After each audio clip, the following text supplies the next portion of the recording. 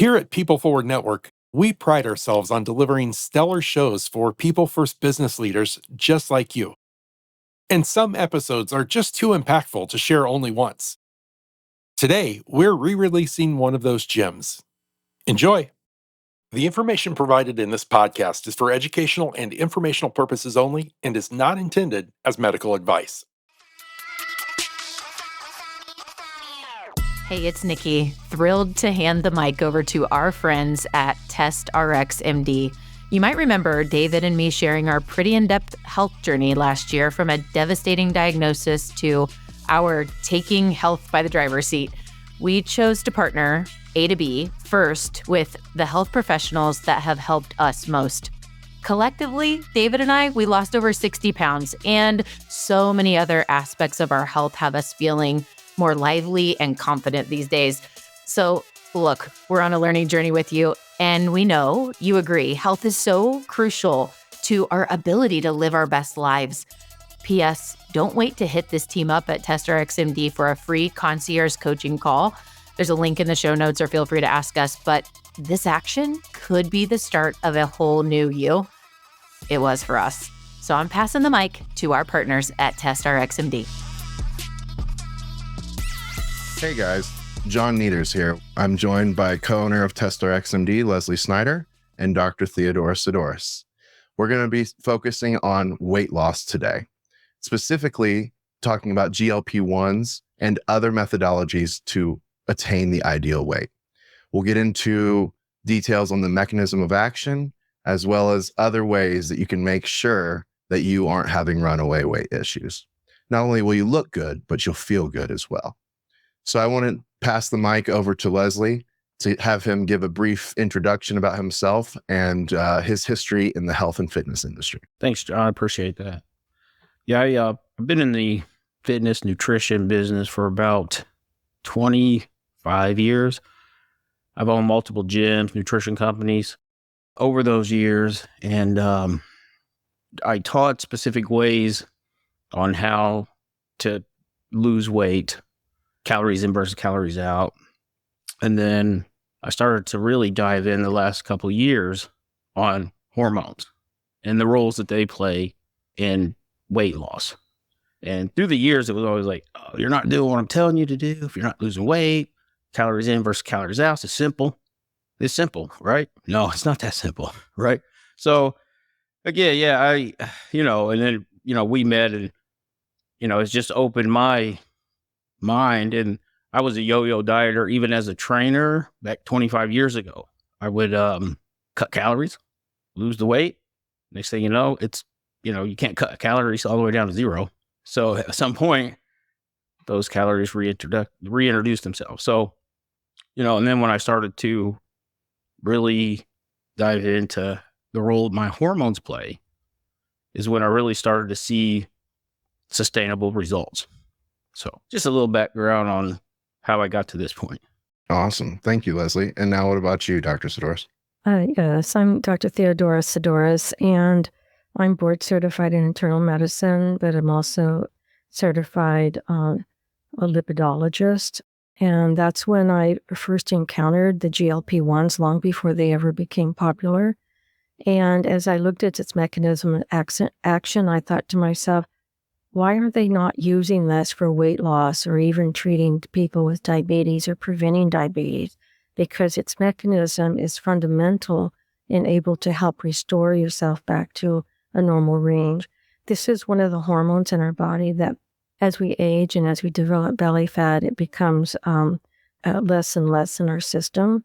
And as it becomes less in our system, we start really gaining abdominal fat and developing diabetes as a result of it. And so part of the weight loss journey is not only trying to treat that problem, but also people to understand that you develop all these toxic chemicals when you have excess carbohydrates in your system. And these toxic chemicals interfere with the function of your mitochondria, which burn energy. It affects the way that you no longer absorb those carbs into your muscles properly, and how they are all transmitted into more belly fat, and just creates this snowballing effect that just gets worse and worse. And even when you try to lose weight, unfortunately, once you develop metabolic syndrome, it's very difficult to get the weight off. So it has a three-pronged effect. You have to work on the medical part, but also the diet, which Leslie is going to bring up, and also the exercise, because what we're focused on is abdominal fat. We don't want to lose muscle because muscle is what needed to help maintain our metabolism. The less muscle you have, the less calories you burn.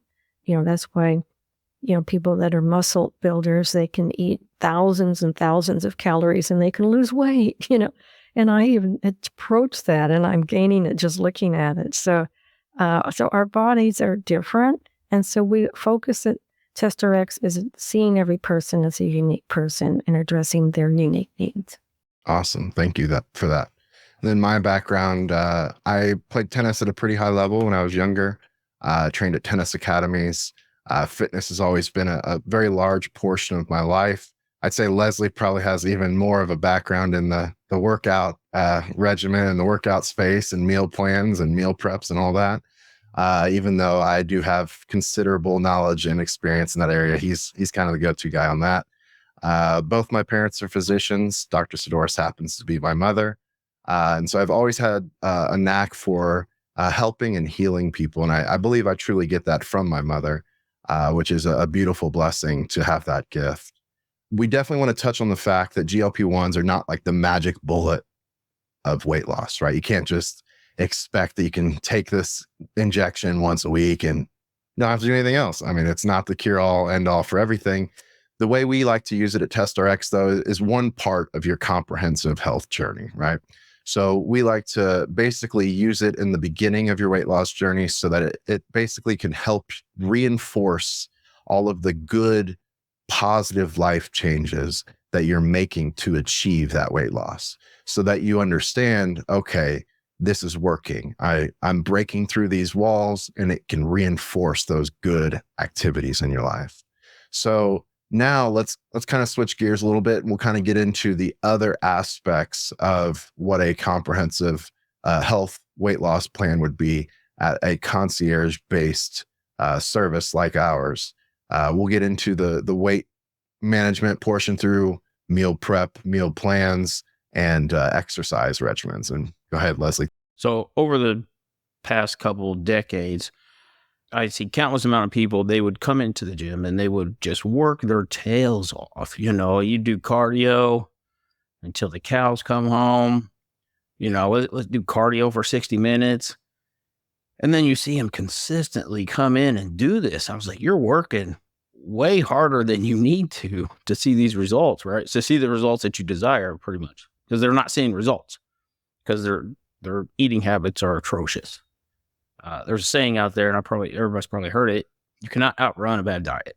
Impossible, right? But yeah, so I've always taken the approach of like it's a holistic approach, really. So you got different styles of training in the gym, whether it's cardio session, whether that be slow, steady cardio, or whether that's the intermittent kind of like HIT, high intensity interval training, where you work really hard, bring the heart rate up, come back down, right? That's what I enjoy doing. I don't like the slow, steady. I got what I call cardio ADD. You put me on a treadmill for more than 15 minutes and I'm going to go mad, right? So and then we want to also introduce the strength training aspect of it. So we need to, support the muscles. We can't just, do cardio without, you can do anything, but for best results, we want to do both, cardio, stretch, strength training. We don't need to go in the gym for 60 minutes and hit free weights for 60 whole minutes. You can go to the gym for 60 minutes. We can do our warm-ups, stretching, 20, 30 minutes of weights, and then do the rest cardio, right? And then that's not to even mention the sleep aspect, right? So we have to also make sure that we're getting proper recovery. But yeah, those are all a holistic approach to long-term success and building habits. Weight loss, just like weight gain, is time dependent. Nobody that's listening to us right now that's overweight woke up 50 pounds heavier. That took them time to be able to do that. So weight loss is also time dependent. And the consistency is where people start to see the results. It's not going to kill you if you miss a day at the gym. It's not going to kill you if you enjoy a birthday party and a slice of cake and some ice cream. It's not going to kill you. Just remember, put that to use tomorrow, right? So put those calories to use tomorrow in the gym and go at it. Thank you for that, Leslie. And one thing that I was always kind of taught is however long it took you to put the weight on is how long you should expect for it to take off, right? And I love how you touched on that. Yeah, I think it takes longer actually to take it off than it does to put it on, Yeah, especially as we get older. And, I am on TRT. I've been on testosterone replacement therapy, since I was 40 years old. I'm now 50. But yeah, so that's, we got to get those hormones, right. Yeah, I really like the part that you also mentioned sleep. People really need to be looking at about 8 hours of sleep, because sleep is a restoration that's happening in our body. But more importantly, it's kind of helping our circadian rhythm so that where hormones kick in at certain times, and that's why you get hungry at certain times. And so when we don't have a regular sleep-wake cycle, it really messes up with our eating habits. When our hormones kick in, they kick in at the wrong times, and you get cravings and you're overeating and you feel tired and fatigued, and then you can't sleep at night, and it just has a really negative effect on your whole body and your sense of well-being. But, I know at TestRx, it's more than just simply giving you a prescription of a GLP-1 for assessing weight loss. First we always assess to see if they have a thyroid condition, which can certainly affect their metabolic state. Certain people, we also check their hormone levels, especially in men that may be having low energy. They have a lot of fatigue. They're noticing that all the workouts they're doing, they're gaining belly fat and losing muscle, and they start not feeling good about themselves. And people failed to realize that low testosterone is more than just feeling better. You can develop Alzheimer's from low testosterone. You can develop osteoporosis, where you start breaking bones. You can also develop severe depression from it. Diabetes is also a serious concern, because as your low testosterone goes down, then your insulin levels start not functioning properly, and you develop belly fat. So we're looking at lots of other causes besides just using that as a treatment. Yes, it is a strong treatment, but we need to look at all aspects of the person to determine what's best for them. What happens in men when you get low testosterone? What happens to your estrogen levels and the effect that higher estrogen, I guess it would be correct? What effect would that have on the body? Yeah, I think both men and women both produce testosterone and estrogen. But when one level, like in a man, drops on the testosterone level, part of that testosterone is converted into estrogen. So some men may not have an elevated estrogen level per se, but when you look at the ratio of the testosterone to the estrogen, then that would be abnormally different. But estrogen itself is what really triggers abdominal fat. It also increases blood clots. And then it also can cause some breast enlargement in men. And then, men need that drive of the testosterone in order to have them feel good about themselves. It has a great mental effect.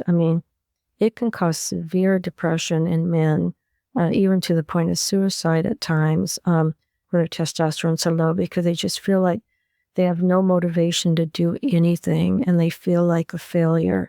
And it just gets escalated in their mind, and sometimes they feel it's just not worth it, and they do something about it, which is not a good thing that they choose. So. And you specialize in that too, right? Yes, I do a lot of addiction treatment and mental health care, And so I'm very familiar with how the mental health is so important in terms of treatment.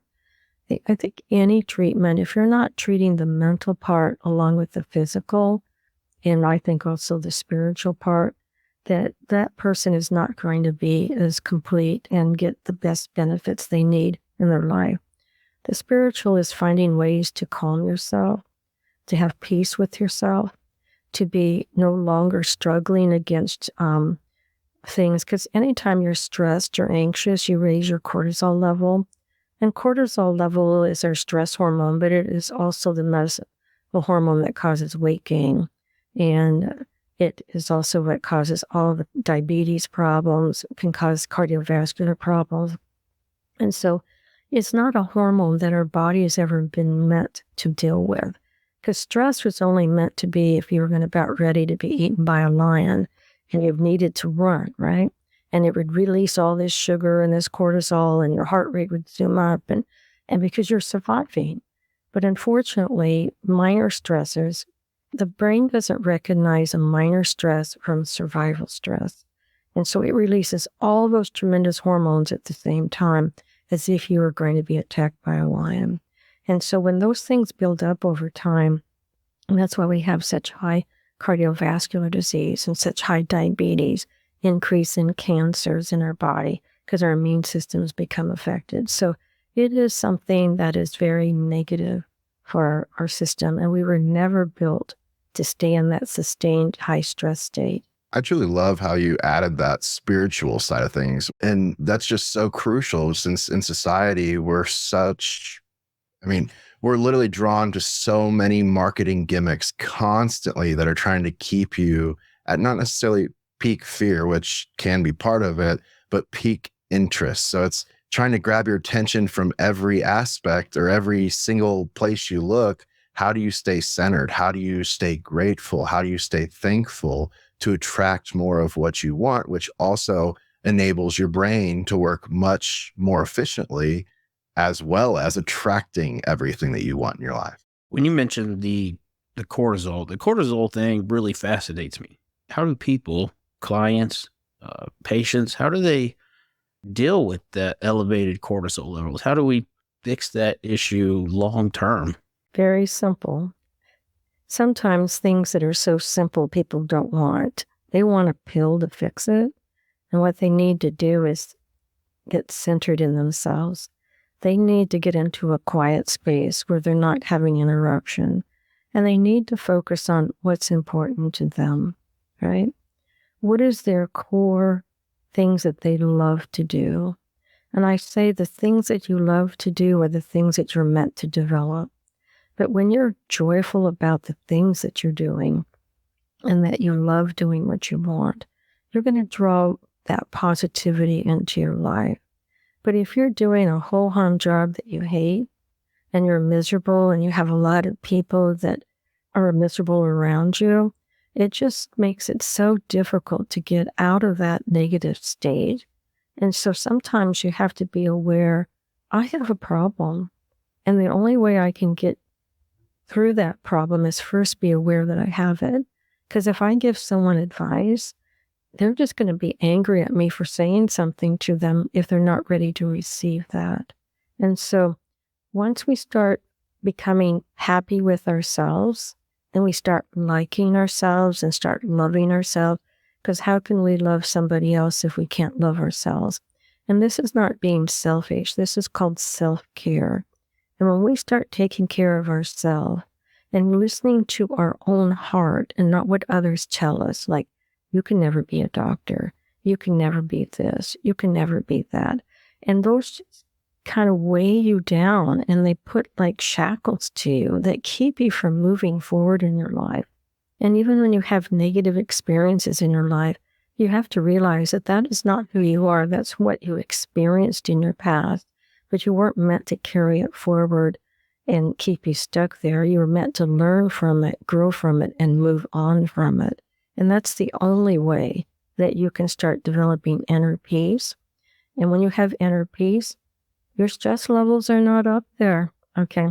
Because you no longer worry about the outcome because you're doing what you love and your outcome will just take care of itself. I always say money always follows the people that are truly doing what they absolutely love to do, because they become experts in it and they excel in it. And it doesn't matter whether something is successful or not, because they're still doing what they love. Beautifully said, I think.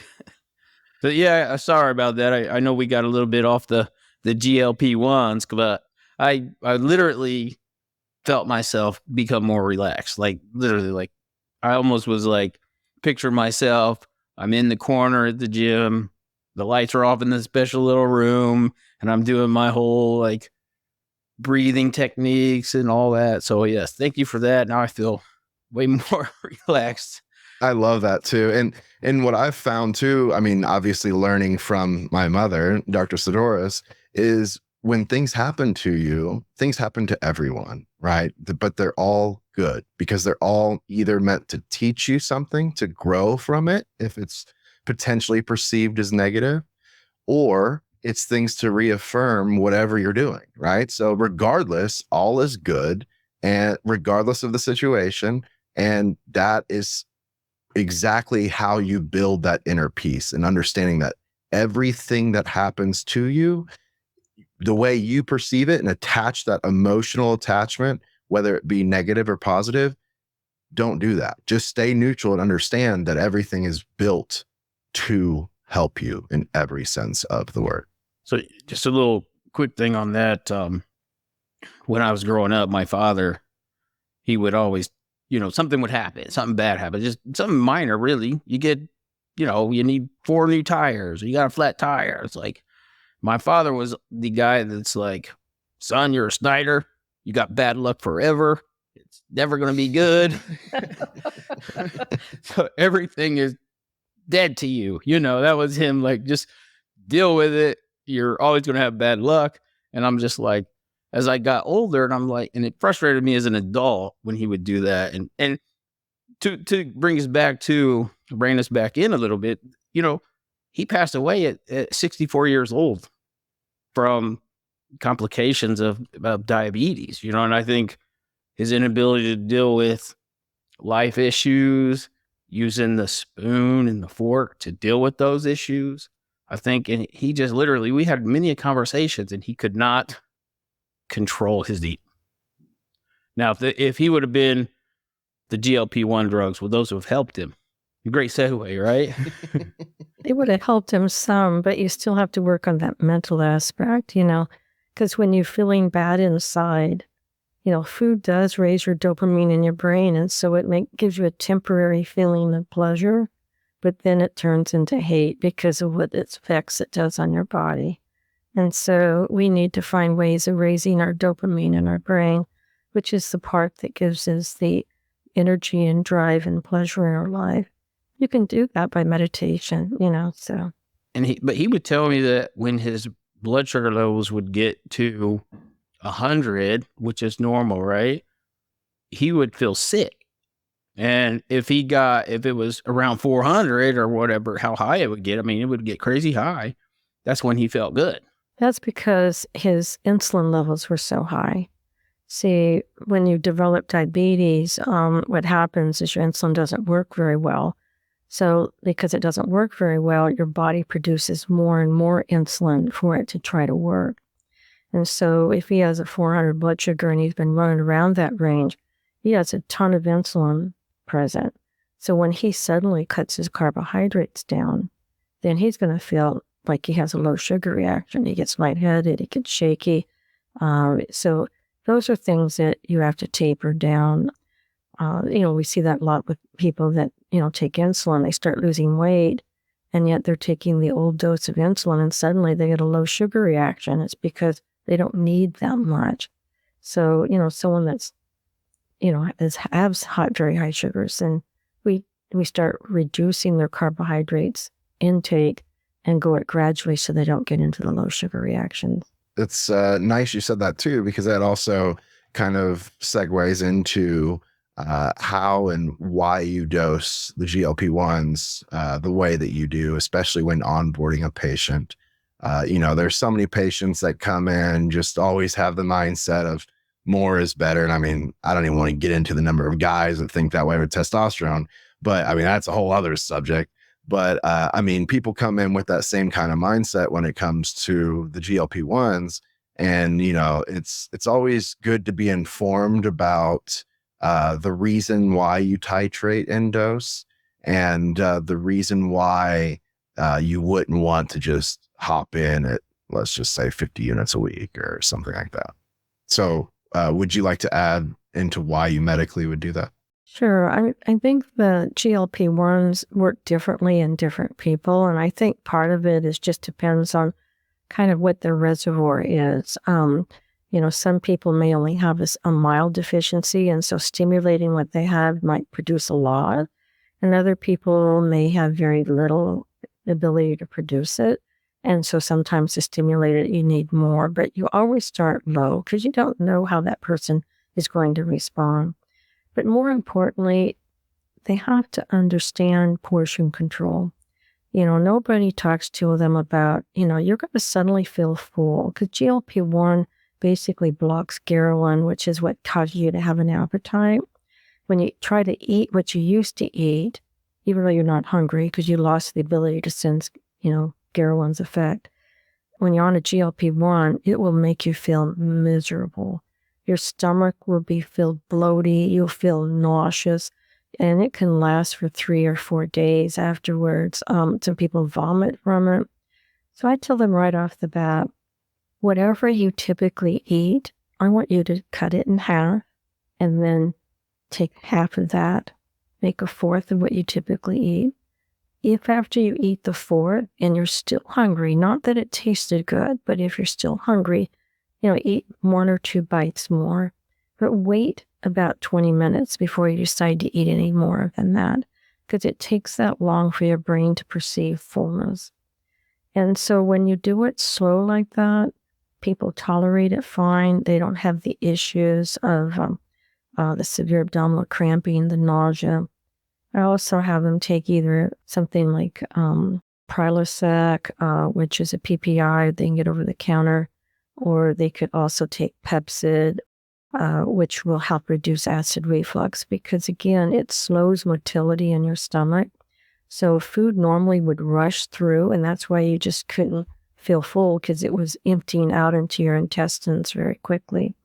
Here it stays in your stomach much longer, and so you can get more reflux from it. But by delaying the release, allows your body to slowly metabolize what you ate, whereas the other one, you were getting a sugar dump into your system. And this is going to make it so it's more evenly being released into your body.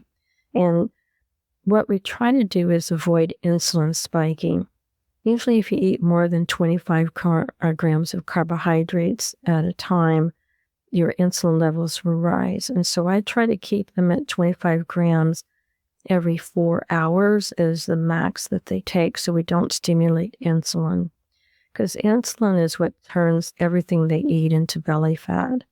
Until we start getting the abdominal fat off, they're going to convert every calorie of carbohydrates that's above 25 into abdominal fat. I'm not eliminating their carbs. I'm just basically slowing the amount they get so that they don't get insulin released with them. Insulin and cortisol are storage hormones, correct? That's correct. Insulin by itself is a great hormone because it delivers sugar to the muscles and gives energy that you need it. But when you have excess carbohydrates that form into triglycerides, which instead of tri, they become digads, which is diacyl glycerides, those actually interfere with insulin function. And so it affects the muscle to be absorbing it. And so the muscles would get more tired, more fatigued by doing weightlifting. They don't have the endurance. And then it's also making it convert into all those digads into the abdominal fat and producing more abdominal fat. So it becomes a vicious cycle, and it can be very challenging to try to break that. But working on the diet and controlling the carbohydrates and trying to limit insulin release, and also working on the exercise component and the sleep component, which is just equally important. And then dealing with their emotional regulations of, a lot of times, why are we eating? Is it boredom? Is it stress? Some people are stress eaters. And so we need to find alternate ways to deal with stress. We also need to find ways to deal with boredom. And so, Social. yeah, have to become more around people, maybe get engaged in more activities so that you're not to the overwhelming part, but being able to have some engaging activities with other people allows a person to not feel isolated and alone. So what about adding like a bulk fiber, like say Metamucil, to slow down that digestion? Well, you can add fiber. It doesn't really slow the digestion, the Metamucil. What it does is it draws fluid into the intestinal tract to make the stools more bulky, and then helps people with having a bowel movement. And a lot of times, taking a fiber product while you're on a GLP-1 helps some, because a lot of times you're eating a lot less and you're eating less carbs, so you are getting less fiber. So sometimes you can get constipated. And I like Metamucil because it can treat both constipation and diarrhea. If you're having loose stools, then you reduce the amount of water that you have with your Metamucil. And if your stools are hard, you just increase the amount of water intake that you take with it. And so that way you can regulate based on you. Because some people are constipated, some people have loose stools. And so you can adjust it according to what their issues they're going through. I do love the fact that you touched on, getting to the root cause of the weight loss, right? Because it just seems like medicine today is, hey, let's get this pill in them and, go about it that way, especially when you're dealing with insurance companies, and let's see how many different, pills we can get them on to maximize that, for all the corporate interest, right? It's sad, but true in Western medicine. So it's always a nice flip when you actually get providers who aren't just trying to push pills. They're really trying to figure out what's going on and how can you optimize the body as a system, right? And I think that that's key all the way around. So I really like that you mentioned that as well. I just do want people to know that they are individual, just like everyone looks different. You're also different on the inside. And you have to be aware that there isn't a cookie cutter treatment. You have to be individually assessed. And, some people, they do great with a low carb diet, but there are some people that don't. And so we have to assess how it works for you. And I would say the majority of people, 80% low carbs are effective. But there are the 20%ers that the carbohydrates doesn't seem to cut it for them. And we have to find other reasons. Is their mitochondria not functioning as well? Do we need to give them, ways to cleanse their body and get the toxins out so the mitochondria can work? Do they have adequate methylfolate in their system? Because that's needed for the mitochondria to function. Do they have adequate B12? And so we just have to assess each person and their success and their challenges and see which is the one that works best for them. Yeah, I really like that. And to kind of recap on things that were covered here from a high level before we get to the end of this episode. Number one, every body is significantly different. So it's always key to have a truly personalized and concierge-based plan, because there are many different factors that could be contributing to your weight loss issue. And that's what we're here to solve. So regardless of what route you end up going, just make sure you really ask questions. Ask your provider, why is this leading to this? Or is there a link between this and that? You really want to nail down the truth of the matter and how you can empower your own health to truly make differences in your life. Besides that, any GLP-1 can be a fantastic tool to add to your regimen, but you don't want to just use those as a crutch, because ultimately, if you end up doing it like that, then the second you stop taking it, you're going to probably have some sort of a rebound effect. You never treated the underlying cause, and bam, you're right back where you started, minus the amount of money and time and energy spent on the therapy to begin with. So that's kind of counterproductive in the long term. Any other closing remarks from either of you guys before we say bye to everybody? No, I'm just excited. This is our first episode, and I appreciate, everybody's time and your guys' time, John and Dr. Saddoris. I appreciate you guys. I've learned so much since, I met the two of you. It's just been amazing for me. So I appreciate both of you. Yeah, I think one of the goals that I always have is that I'm not just looking short term. I'm always looking long term. How can I improve your immune function? How can I keep your lipids down? How can we reduce stress? How can we keep your weight off? But also, more importantly, your mental health, focusing on those aspects too. So that long term, isn't that what it's all about, is anti-aging? How can I slow the aging process, right? How can I reduce cellular damage to your body? What are the things that I can do to help provide you, not, I always like the anti-aging slogan, die young. Your body is in great shape, so you want to be full of energy. You're looking good, you're feeling good, and that's what you want your life to be, right? Yeah, it gives you a glow in life. You just walk through life much more stress-free to begin with. So thank you guys both for your time. We look forward to expanding this podcast with you guys and covering topics that even you guys may have an interest in. Obviously, we have, a set number of episodes that we've kind of planned out, but obviously, if there are set things that you guys want us to cover specifically, feel free to comment and we'll make sure that we include those. Obviously, we're going to be covering testosterone replacement therapy, bioidentical hormone replacement therapy, peptide therapy, and various other aspects to empower yourself and empower your health as well. So we want to thank you for your time and have a good rest of your guys' day. So you just listened to this episode. Now, join us in being addicted to betterment. Please subscribe to the show, share with your friends, tag us, and please take a moment, leave a review. Yeah, we do want your stars, but we really want the feedback.